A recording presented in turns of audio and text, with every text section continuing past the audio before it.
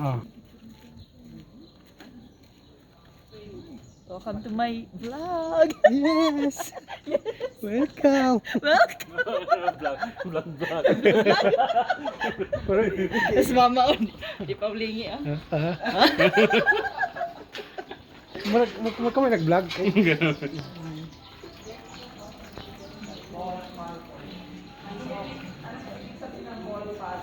Mamaya po na explain. Meron. Okay. Siya pala yung So, good afternoon po ma'am, sir, at welcome sa Puzzle Mansion. Sa lahat ng puzzles na nandito sa loob ay isang tao lamang ang nag-assemble. Siya po si Miss Georgina Hill from Taytay Rizal at isa din siyang businesswoman.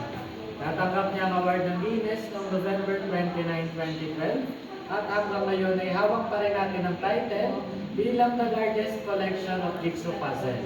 So 11 years na po nating hawak yung certificate ng Guinness. Ngayon po, 63 na po si Ma'am Gina. Nag-pass away last 2014. Yes po. So kung nabubuhay na pa po siya ngayon, nasa 73 na po siya. Yes po. So ngayon po, ang total ng kanyang collection ay 1,400 at 1,028 ng kanyang collections ang recognized ng Guinness. At imported lahat ng kanyang mga puzzle na nanggaling sa 50 different countries na napuntahan na ni Ma'am Gina. Sa bawat puzzle, may makikita kayong caption. Doon yung mababasa yung title, number of pieces, completion time at origin of puzzle, kung saan bansa nanggaling. So ito po yung isa sa kanyang mga collection na nanggaling ng Spain. Ang kanyang longest time puzzle, ang retablo ni Santa Columba, 18,000 pieces at natapos sa loob ng 45 days. So sa ngayon, sino na? Ongoing pa ba yung ano, yung wala na? Wala na po. Wala na siya, wala na. May anak po, pero kung itutuloy po halimbawa ng anak, hindi na po yun papasok sa pangalan ni Ma'am Gina. Another record na po. Sana naman po. Pero merong sumusunod sa kanyang hobby. Wala. Hindi po nakakaibigan ng anak. Dahil yung anak po niya ay more on sports, lalaki po.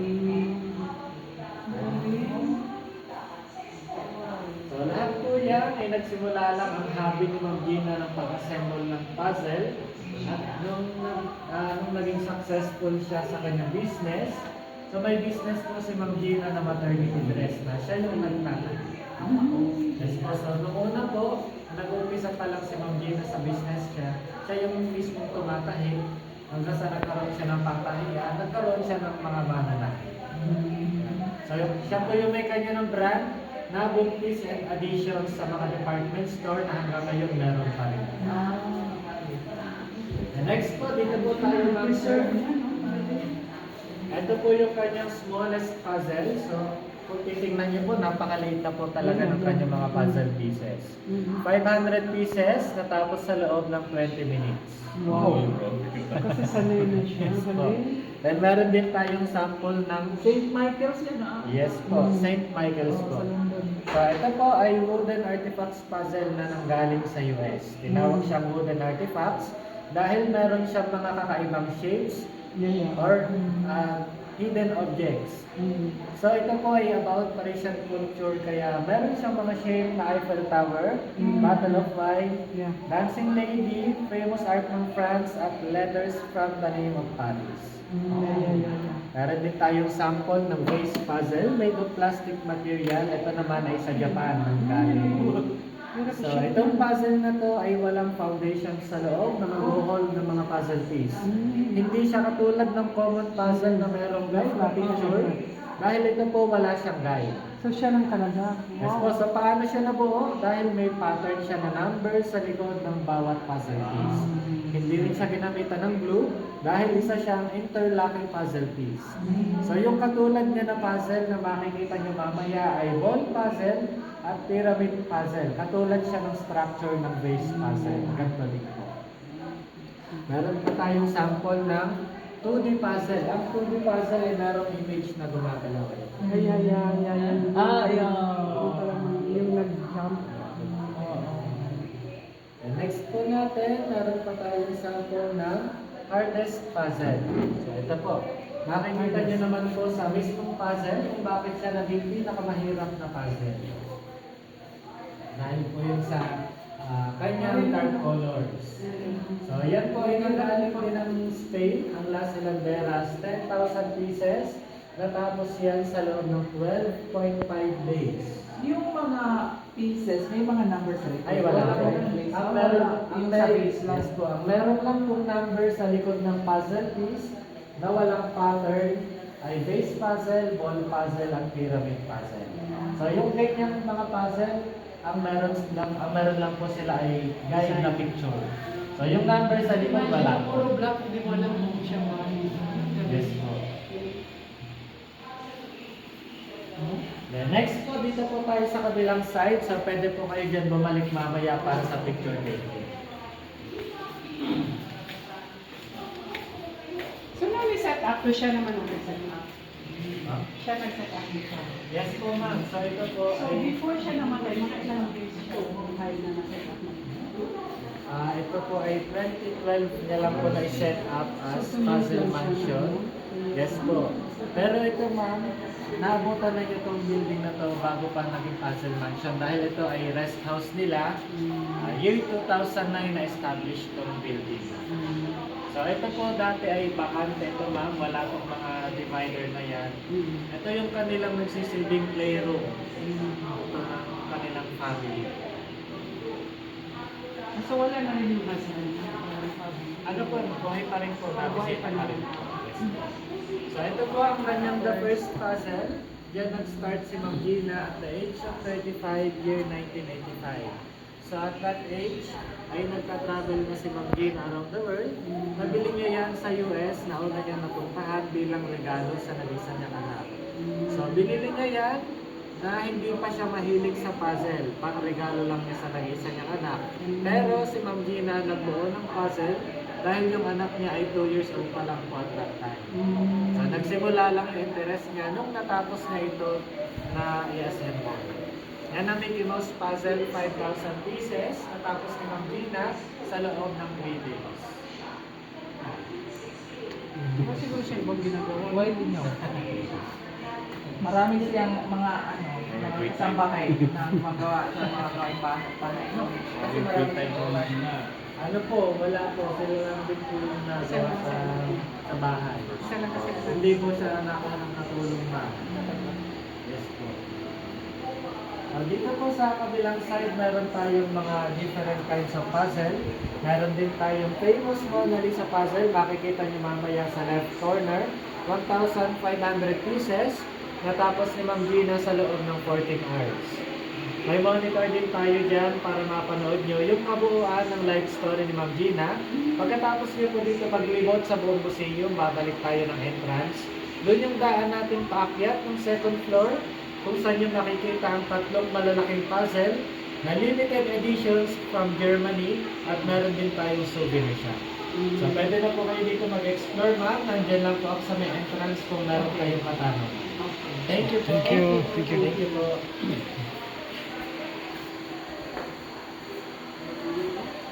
Oh, take over. Take over. Oh, yeah. Muna dito ang inclination nito yan. No? Ang ako ang cross-stitch mo yung nani pa doon, no? Kapatid dito, picture. Huh? We get picture to you. The Mona Lisa. Katong sa Mona Lisa, kay mo rin ka na parehas akong cross-stitch.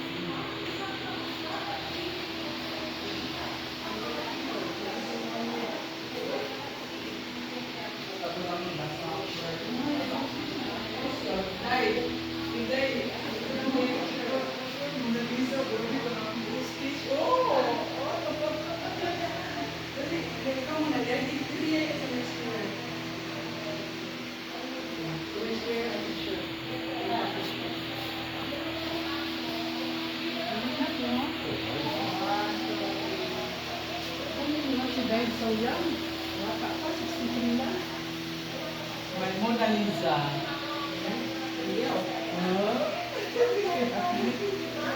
Mura dito ako ako. Mas. Ano ba dito? Dito pa.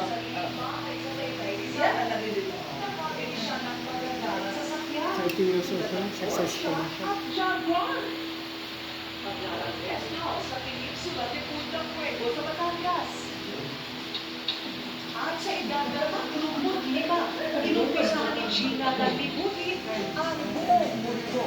Isa pa sa mga sobrang bunga ng magsisikap ni Gina ay ang Puzzles Mansion na ito dito sa Tagaytay City.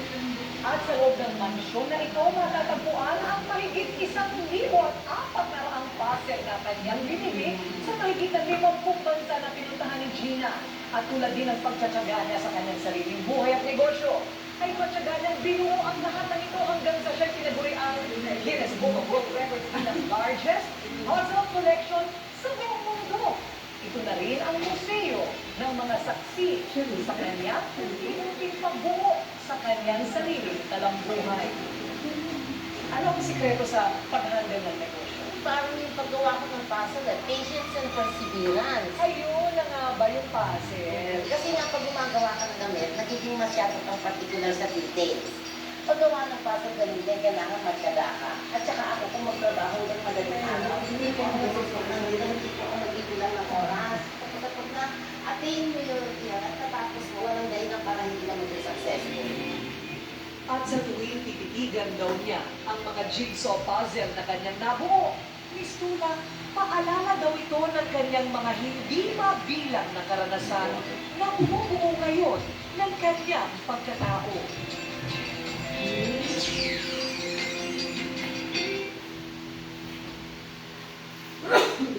Tulad ng mga puzzle na ito, para kay Gina Lacuna, ang buhay ay binubuo ng mga magkakadugtong na karanasan at mga pagsubok na dapat daanan at mapagtagumpayan.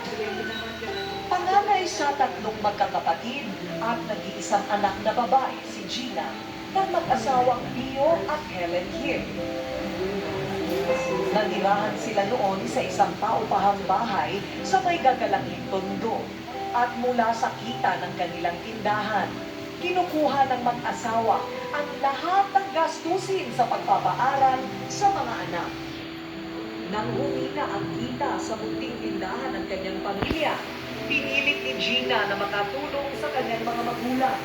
Kung ano-ano ang kanyang mga kailangan ay ibibenta sa kanyang mga kaklase, tulad ng yema, mga sariling gawang aksesorya sa buhok, at mga kinagajilyong damit. Pero Gina, bakit pala kayo talaga hilig na kayo talaga mag-negosyo at maglako? Oo, kasi kailangan ko ng baon at ang araw 40 pesos ang electric sa galakyo ng studio.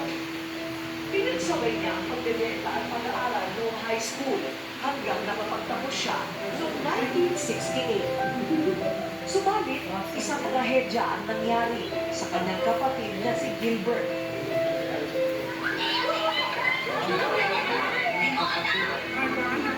Naparalisa ang kalahati ng katawan ng kanyang kapatid at halos 1 buwan na malawi sa ospital. Sa eskolta,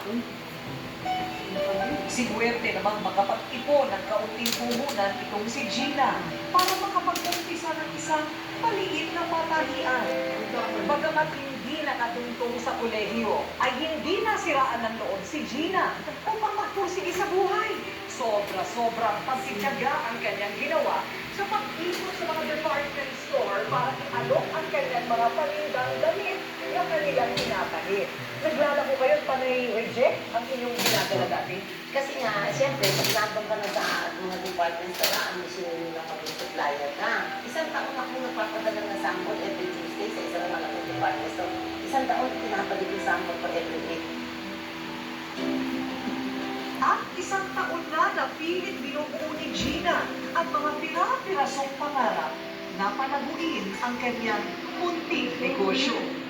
Hanggang masumpungan nito ang ideya na gumawa ng damit para sa mga buntis. Napansin ko na walang masyadong maternity dress ng mga 1980s. At natuklasan ko na ang maternity ay hindi luxury item. Necessity. Sapagkat pag lumaki ang tummy mo, automatic. Hindi mo na alam kung ano susutin mo. Opo, bibili ka na talaga ng damit. Ito muna, medyo natakot kami dahil may mga dumadating ng mga China product. Eh, napakaswerting talaga. Hindi gumagawa masyado ng maternity ang China. Bakit? One child policy, di ba? Sa kanyang maagang pagtitiyaga sa edad na 30, ay nakabili na si Gina ng sariling bahay sa Taytay, Rizal. Nakabili siya ng magagara sa sakyan tulad ng Porsche at Jaguar. Magarang rest house sa Peninsula de Punta Fuego sa Batangas. At sa edad na 35, inumpisahan ni Gina na libutin ang buong mundo. Isa pa sa mga sobra-sobrang bunga ng pagsisikap ni Gina ay ang puzzle mansion na ito dito sa Tagaytay City. At sa loob ng mansyon na ito matatagpuan ang mahigit 1,400 puzzle na kanyang binili sa mahigit na 50 bansa na pinuntahan ni Gina. At tulad din ng pagtsatsaga niya sa kanyang sariling buhay at negosyo, ay pagtsaga niyang binuo ang lahat ng ito hanggang sa Patience is the key to Guinness Book of the World Records bilang largest puzzle collection sa buong mundo.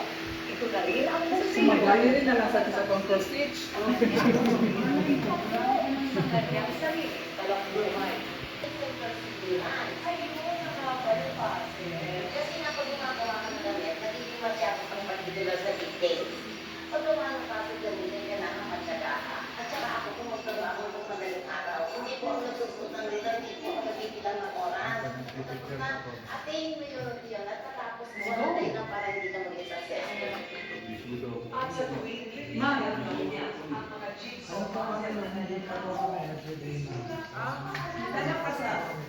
to Sunday. Kaya lang po ako everyday na yun. Dahil sa opo, dahil po sa holiday, then may mga nakamagpil.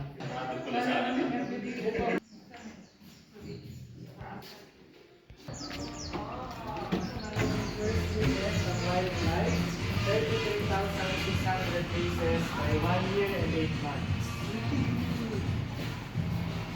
Hirap nito kasi pareho na yung sizes. So, yan po ma'am, ay hindi yan yung tunay niyang kulay, nag-fade na po. Kapsulan nga na lang. Opo, yan po ma'am ay nung bago pa lang po siya, so naka-frame na rin naman po agad siya ma'am, makulay pa po siya. Dahil po sa init ma'am, kahit po siya ay indirect heat, yung init po kasi ng yero ma'am yung nagpapang-fade. Opo. Pero blue and white talaga niya. Hindi po.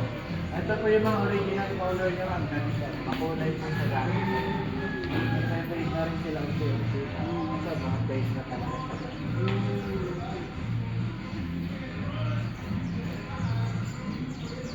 Okay, next po natin, ito po yung kanyang third biggest. Faded na rin po yan. Ang title po niya may The Life 24,000 pieces at matapos sa loob ng 6 months. 6 months.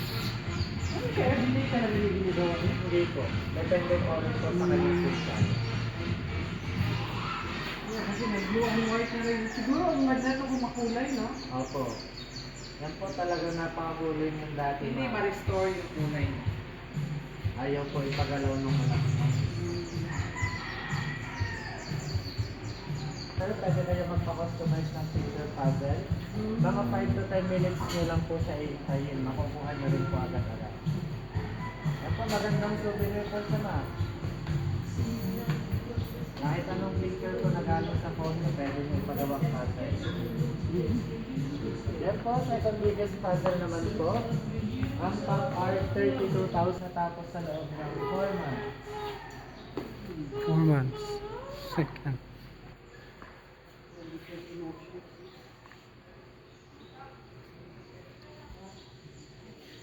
Ganyan po nasa last frame natin, mga Philippine-made puzzle na may permit ng copyright ng government dahil pina-customize sila ni Ma'am Gina at ginamit ang official photos ng postcard. Pero lahat po yan ay si Ma'am Gina pa rin na nag-assemble.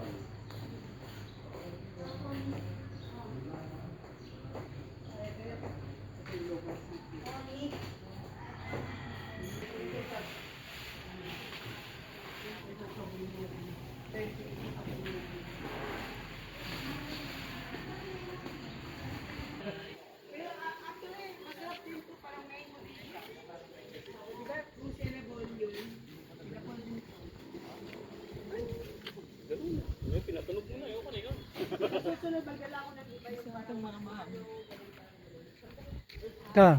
Kasi nga dito.